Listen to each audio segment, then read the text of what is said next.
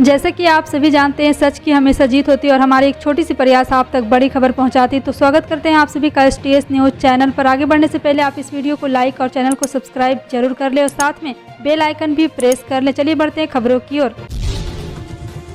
पंजाब में होने वाले विधानसभा चुनाव से पहले पूर्व क्रिकेटर हरभजन सिंह के कांग्रेस पार्टी ज्वाइन करने की चर्चा तेज हो गई है। ऐसे कयास लगाए जा रहे हैं कि जालंधर में कांग्रेस खुद को मजबूत करने के लिए हरभजन सिंह पर दांव लगा सकती है। प्रदेश कांग्रेस अध्यक्ष नवजोत सिंह सिद्धू ने संकेत दिए हैं कि हरभजन सिंह जल्द ही कांग्रेस पार्टी में शामिल हो सकते हैं।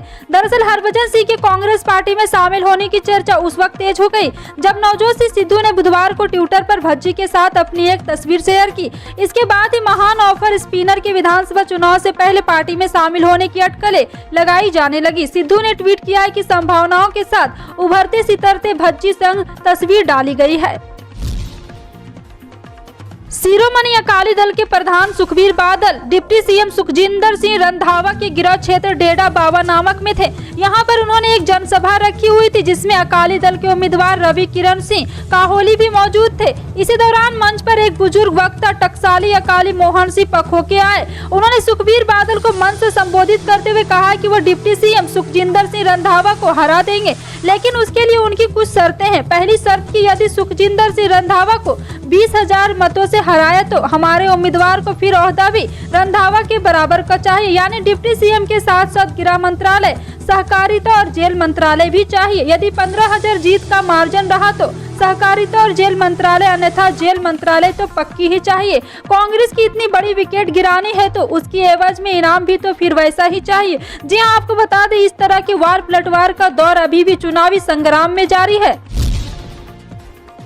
भारतीय जनता पार्टी की लगातार मुश्किलें बढ़ती ही जा रही है और एक मुश्किल का सामना करते हुए भारतीय जनता पार्टी के नेता आशीष सेलान ने गुरुवार को BMC से यह जानना चाहा कि क्या बॉलीवुड के निर्देशक निर्माता करण जौहर के घर पर हुई डिनर पार्टी में महाराष्ट्र सरकार के मंत्री भी शामिल हुए थे। इसी पार्टी में शामिल होने के बाद अभिनेत्री करीना कपूर और कुछ अन्य बॉलीवुड हस्तियां कोरोना वायरस से संक्रमित पाई गई थी।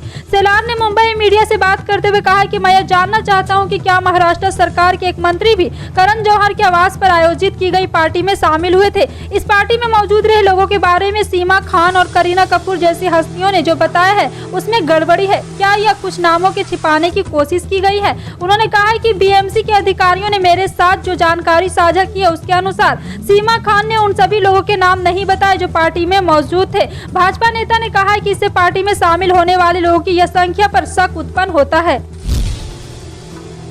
माकपा महासचिव सीताराम येचुरी ने गुरुवार को राष्ट्रपति रामनाथ कोविंद से मांग की है कि वे जम्मू कश्मीर व लद्दाख हाईकोर्ट के मुख्य न्यायाधीश पंकज मित्तल को पद से हटा दे।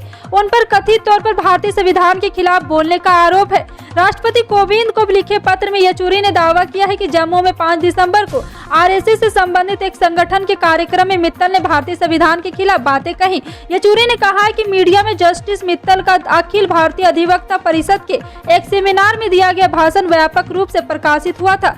इसमें उन्होंने कहा था कि संविधान की प्रस्तावना में धर्मनिरपेक्षता और समाजवादी शब्द शामिल करने से भारत की आध्यात्मिक छवि संकीर्ण हुई।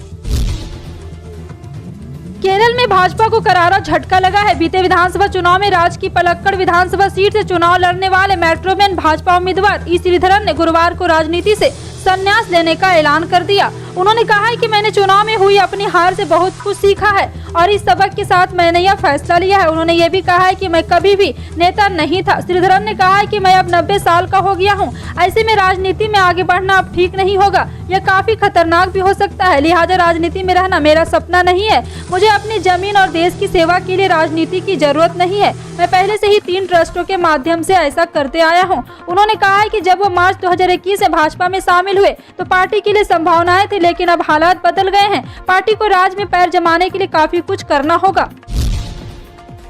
केंद्र सरकार शादी के लिए लड़कियों की उम्र 18 साल से बढ़ाकर 21 साल करना चाहती है। इसके लिए सरकार बाल विवाह निषेध कानून, स्पेशल मैरिज एक्ट और हिंदू मैरिज एक्ट जैसे मौजूदा कानून में संशोधन करेगी। कानून में संशोधन के लिए प्रस्ताव को कैबिनेट में मंजूरी मिलने की खबर है। पीएम नरेंद्र मोदी ने 15 अगस्त 2020 को लाल किले की प्राचीर में इस बात का जिक्र किया था। लड़कियों की शादी की उम्र जांच करने के लिए बने टास्क फोर्स ने लड़कियों की उम्र बढ़ाने की सिफारिश की थी। इस टास्क फोर्स का गठन सरकार ने पिछले साल जून में की है। जून 2020 में महिला और बाल विकास मंत्रालय ने महिलाओं के पोषण, एनीमिया, अन्य सामाजिक सूचकांक के मुद्दों और विवाह की उम्र के बीच संबंध को देखने के लिए एक टास्क फोर्स का गठन किया था। उत्तर प्रदेश में विधानसभा चुनाव में कोई कोर कसर बाकी न रहे, इसके लिए भारतीय जनता पार्टी की चुनाव समिति की कोर कमेटी पूरी तैयारियों में जुट गई है। अनुमान तो यह है कि जनवरी के पहले सप्ताह में चुनाव की अधिसूचना जारी हो जाएगी और तमाम चुनावी बंदी से उसी के साथ लग जाएगी। यही वजह है कि अधिसूचना जारी होने से पहले ही प्रधानमंत्री नरेंद्र मोदी के उत्तर प्रदेश में ताबड़तोड़ दौरे और कार्यक्रम को लगाया जा रहा है, ताकि चुनावी अधिसूचना जारी होने से पहले उत्तर प्रदेश की जनता को तमाम सौगातें दी जा सके। अभी दिसंबर को खत्म होने में 15 दिन बाकी है और प्रधानमंत्री के 4 दौरे और तय हो चुके हैं। सिर्फ यही नहीं, भारतीय जनता पार्टी के दक्षिण भारत के सांसदों का दौरा भी काशी और अयोध्या के लिए तय कर दिया गया है।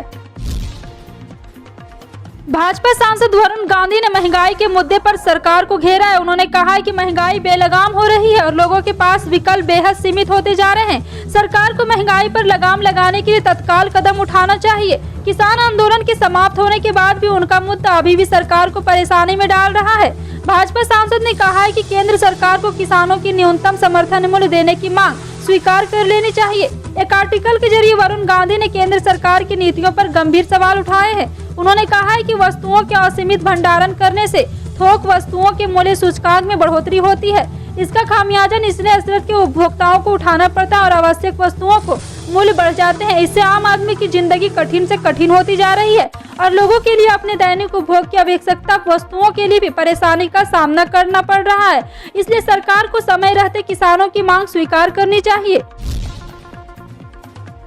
भारतीय किसान संघ के राष्ट्रीय प्रवक्ता राकेश टिकैत ने कहा है कि किसानों के संघर्ष को सुनहरे अक्षरों में लिखा जाएगा। टिकैत ने यह भी स्पष्ट किया है कि उनका चुनाव लड़ने का कोई इरादा नहीं है और लोगों को राजनीतिक होर्डिंग्स पर अपनी तस्वीरों का इस्तेमाल करने पर चेतावनी भी दी है। उन्होंने कहा है कि मेरा किसी राजनीतिक दल से कोई लेना देना नहीं है। टिकैत बुधवार देर रात गांव मिसौली में किसानों को संबोधित कर रहे थे, जब वो 383 दिनों के धरने के बाद घर लौटे थे। राकेश टिकैत ने कहा है कि हमारा संघर्ष सुनहरे अक्षरों में लिखा जाएगा। मैं अंतिम सांस तक किसानों के अधिकारों के लिए संघर्ष करता रहूंगा। टिकैत अपने समर्थकों के एक बड़े जुलूस से सिसौली पहुंचे और पूरे रास्ते फूलों से रैली की वर्षा हो गई। मेरठ मुजफ्फरनगर राजमार्ग पर हर चौराहे पर लड्डू बांटे गए और गाजीपुर सीमा से मुजफ्फरनगर तक हर 25 किलोमीटर लंगर का आयोजन किया गया। गुरुग्राम में खुले में नमाज पढ़ने को लेकर पिछले कई महीनों से विवाद हो रहा है। यह मामला अब सुप्रीम कोर्ट में पहुंच गया है। मामले में हरियाणा के डीजीपी और मुख्य सचिव के खिलाफ अवमानना याचिका दाखिल की गई है। याचिका में कहा गया है कि पुलिस और प्रशासन अभद्र भाषा और सांप्रदायिक उकसावे के खिलाफ कार्रवाई करने में विफल रहे, जहां गुंडे लोगों को नमाज अदा करने से रोकते हैं। गुरुग्राम में नमाज को रोकने वाले व्यक्तियों के खिलाफ कार्रवाई करने में विफल रहने के लिए गुरुग्राम के अधिकारियों के खिलाफ सुप्रीम कोर्ट में अवमानना याचिका दायर की गई है। याचिका में कहा गया है कि शुक्रवार की नमाज को खुले में रखने की अनुमति विशेष रूप से जगह और सुविधाओं की कमी के कारण दी गई थी। बता दें कि गुरुग्राम में खुले में नमाज के विरोध पर इस महीने की शुरुआत में सेक्टर 37 में नमाज अदा करने वाले स्थगन पर तनाव की स्थिति बन गई थी। खुले में नमाज का विरोध करते हुए हिंदू संगठन का कहना है कि जिस सार्वजनिक जगह पर नमाज की जाती है उस पर बाद में धर्म विशेष के लोग कब्जा कर लेते हैं। बीते दिन महीनों में सेक्टर 47, सेक्टर 12 और सेक्टर 37 में जिला प्रशासन द्वारा चिन्हित स्थानों पर खुले में नमाज का विरोध किया जा रहा है। मध्य प्रदेश में चल रही पंचायत चुनाव की प्रक्रिया के बीच एक अजीबोगरीब खबर सामने आई है, जहां भटौली गांव के रहने वाले लोगों ने चुनाव से पहले ही बोली लगाकर अपना सरपंच चुन लिया है। सरपंच पद के लिए बकायदा 44 लाख रुपए की बोली लगाई गई है। दरअसल प्रदेश के अशोकनगर जिला मुख्यालय से लगभग 30 किलोमीटर दूर भटौली गांव के निवासियों ने मंगलवार को सरपंच पद की नीलामी की। ग्रामीणों ने आपस में तय किया है कि जो जितने पैसे खर्च करेगा उसे सर्वसम्मति से गांव का मुखिया यानी कि सरपंच बना दिया जाएगा और यही कारण रहा है कि 44 लाख में सरपंच चुना गया। दोस्तों, आपको क्या लगता है? ओमिक्रॉन नाम का एक खतरा, एक संकट पूरे देश में मंडरा रहा है, जिससे कई जाने जा रही है। कोरोना के बाद ओमिक्रॉन नाम का एक संकट आया है। बेरोजगारी का मुद्दा है देश में, लेकिन यहाँ पर केंद्र सरकार लगातार ताबड़तोड़ दौरे कर रही है, लगातार राजनीतिक दौरे कर रही है, लेकिन यहाँ पर ओमिक्रॉन का खतरा सरकार को अभी नजर नहीं आ रहा है। फिलहाल आपकी इस पर क्या राय है? कमेंट सेक्शन में टाइप करके जरूर बताइएगा। पल पल की अपडेट जानने के लिए जुड़े रहें आप अपने NTS न्यूज चैनल से। मिलते हैं अगली बड़ी खबर के साथ, तब तक के लिए जय हिंद।